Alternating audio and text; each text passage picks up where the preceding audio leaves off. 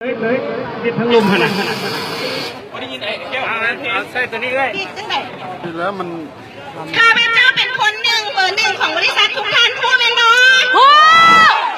ฉะนั้นวันนี้ขอให้แต่ละคนอดทนทอด10 โมงคันว่าเป็นไปได้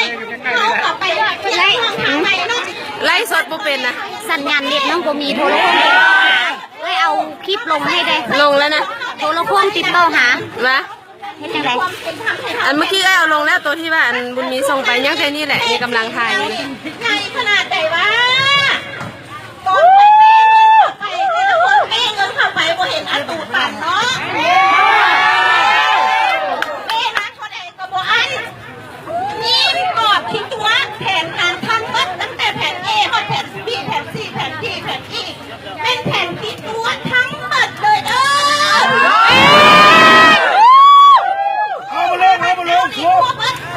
คุกอีก